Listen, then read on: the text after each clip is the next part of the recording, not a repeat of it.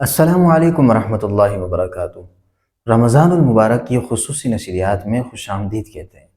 انشاءاللہ تعالی آج ہم سحری سے متعلق گفتگو کریں گے، جس میں سحری کے فضائل احادیث مبارکہ میں جو مذکور ہیں وہ بیان کریں گے۔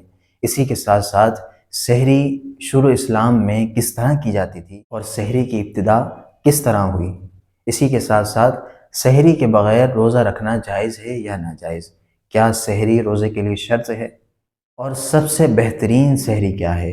انشاءاللہ تعالی اس ویڈیو میں بہت ساری معلومات ملیں گی۔ اللہ رب العزت حق بیان کرنے اور اس پر عمل کرنے کی توفیق عطا فرمائے۔ تو سب سے پہلے دیکھتے ہیں کہ احادیث مبارکہ میں رسول اللہ صلی اللہ تعالی علیہ وسلم نے سحری سے متعلق کیا کچھ فرمایا ہے۔ سحری سے متعلق صحیح بخاری میں حدیث مبارکہ ہے۔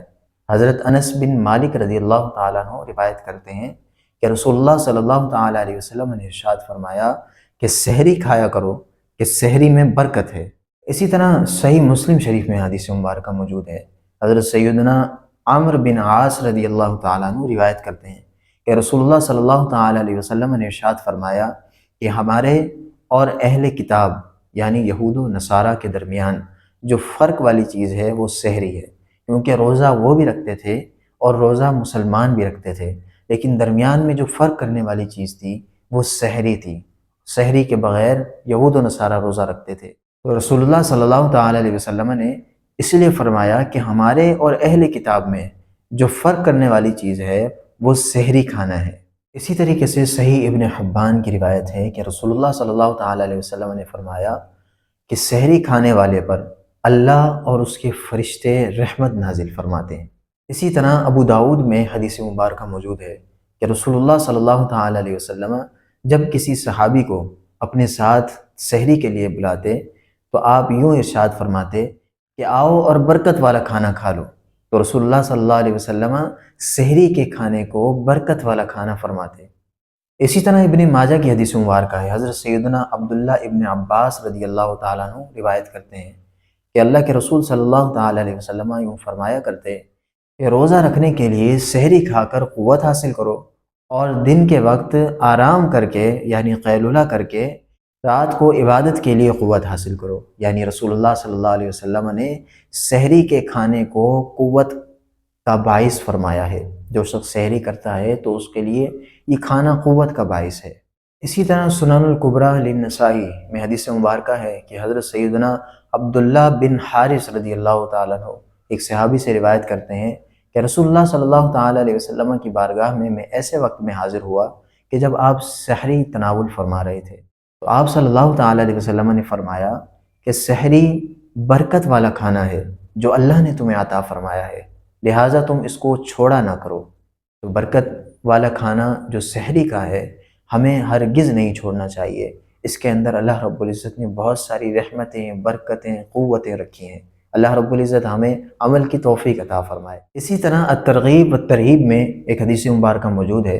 حضرت سیدنا عبداللہ ابن عباس رضی اللہ تعالیٰ عنہ روایت کرتے ہیں کہ سرکار دو عالم صلی اللہ تعالیٰ علیہ وسلم نے فرمایا کہ 3 آدمی ایسے ہیں کہ جتنا چاہیں کھا لیں، اللہ رب العزت ان سے کوئی حساب نہیں فرمائے گا، بشرطے کہ کھانا حلال کا ہو۔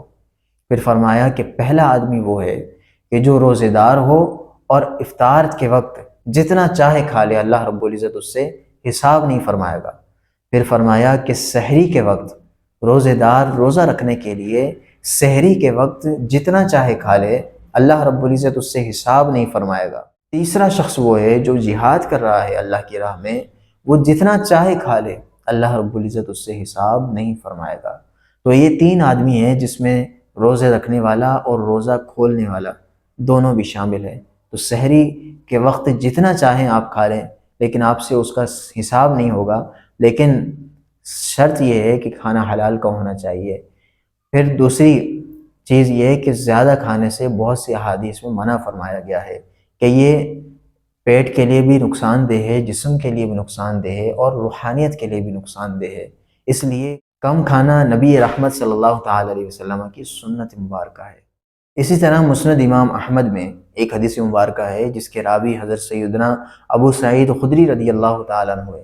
رسول اللہ صلی اللہ تعالیٰ علیہ وسلم نے ارشاد فرمایا کہ ساری کی ساری سحری برکت والی ہے، تو تم اسے چھوڑ نہ دیا کرو، اگرچہ صرف اور صرف ایک پانی کا گھونٹ ہی کیوں نہ ہو، لیکن سحری ضرور کیا کرو۔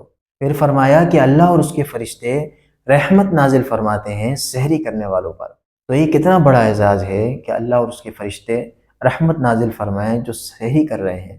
تو یہ تھیں چند احادیث جس میں سحری کے بارے میں فضائل بیان کیے گئے ہیں۔ اس لیے سحری بہت عظیم چیز ہے، اس کو چھوڑنا نہیں چاہیے۔ اللہ رب العزت ہمیں اس عظیم نعمت سے سرشار ہونے کی توفیق عطا فرمائے۔ اب بات کر لیتے ہیں کہ سحری کے بغیر روزہ رکھنا کیسا ہے۔ دیکھیں، سحری کے بغیر کسی نے بھی روزہ رکھا تو اس کا روزہ ہو جائے گا۔ ہمارے معاشرے میں اکثر لوگ سحری کے بغیر روزہ رکھ لیتے ہیں، یا پھر کبھی سحری میں اٹھ نہیں پاتے تو فخریہ انداز میں کہتے ہیں کہ آج میں نے سحری کے بغیر روزہ رکھا ہے۔ حالانکہ اس عمل پر ندامت کا اظہار کرنا چاہیے، کیونکہ اللہ کے رسول صلی اللہ تعالیٰ علیہ وسلم، جن کو اللہ رب العزت نے بہت سارے فضائل عطا فرمائے، جس میں سے ایک فضیلت یہ بھی ہے کہ آپ پے در پہ روزے رکھتے، صوم وصال، بغیر سحر و افطار کے آپ روزے رکھتے اور کئی کئی دن آپ روزے سے رہتے۔ لیکن رمضان المبارک میں آپ سحری کیا کرتے تاکہ مسلمانوں کے لیے یہ ایک سنت ہو جائے، لوگ کھانا کھائیں لیکن سنت کا ان کو ثواب ملے۔ اور سنت کو ترک کر دینا یہ قابل ندامت ہونا چاہیے، لیکن ہمارے معاشرے میں اکثر لوگ فخری انداز میں کہتے ہیں کہ آج ہم سوتے رہ گئے تو سحری ہم نے کی نہیں، لہٰذا سحری کے بغیر ہی ہم نے روزہ رکھا ہے۔ تو یہ فخری انداز اس بات کی دلیل تو نہیں ہے کہ ہم نبی کی سنت کو ترک کرنے کے بعد ہم فخر کر رہے ہیں، حالانکہ یہ فعل، یہ کام قابل ندامت ہے۔ اللہ رب العزت ہماری اصلاح فرمائے اور ہمیں اس عظیم نعمت کو غفلت میں گزارنے سے محفوظ فرمائے۔ اب بات کرتے ہیں کہ شروع اسلام میں سحری کس طرح کیا کرتے تھے۔ حضرت سرمہ بن قیس رضی اللہ تعالیٰ عنہ یہ بہت زیادہ محنتی صحابی تھے۔ سارا دن انہوں نے محنت مزدوری کی اور جب گھر پر آئے اہلیہ کو حکم دیا کہ کھانا پکائیے۔ وہ کھانا پکانے میں لگ گئیں، اتنے میں یہ تھکے ہوئے تھے، ان کو نیند آ گئی۔ جب اہلیہ نے اٹھایا کہ کھانا کھائیے تو انہوں نے کہا کہ اب تو کھانا نہیں کھا سکتے، اس لیے کہ سونے کے بعد سحری کرنے کی اجازت شروع اسلام میں نہیں ہوا کرتی تھی۔ ایک دن آپ نے بغیر سحری کے روزہ رکھا، سارا دن پھر گئے، کام کیا، پھر شام میں آئے، پھر دوبارہ اہلیہ کو کہا کھانا لانے کے لیے، اتنے میں آپ سو گئے۔ تو دوسرے دن بھی بغیر سحری کے روزہ رکھ لیا، تو بہت زیادہ کمزوری ہو گئی اور آپ بے ہوش ہو گئے۔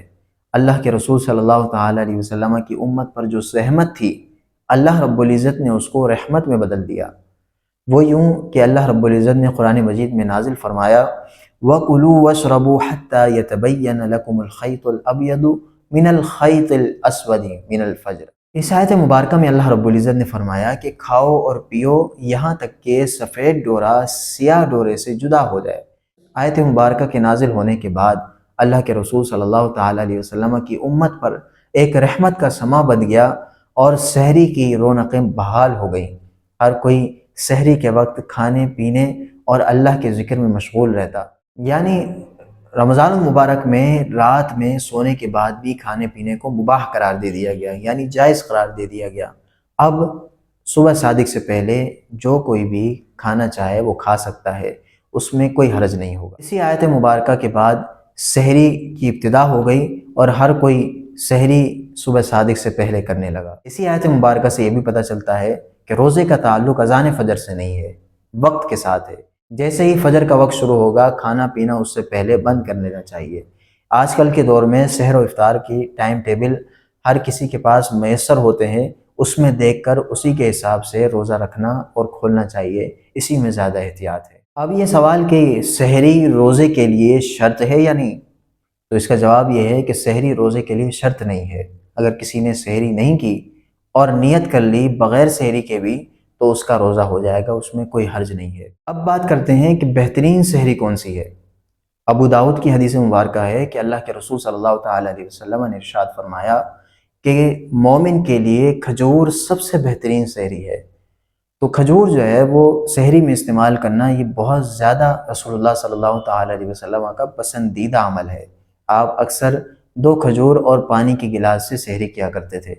تو مومنوں کے لیے بھی یہ ایک سبق ہے، تو اپنی سحری میں کھجور کو لازمی شامل کریں۔ کہ یہ سنت رسول صلی اللہ تعالی علیہ وسلم بھی ہے اور اس کے کثیر فوائد بھی ہیں۔ اللہ رب العزت ہمیں عمل کی توفیق عطا فرمائے۔ اب تک کے لیے اتنا ہی۔ اللہ رب العزت ہم سب کا حامی و ناصر ہو۔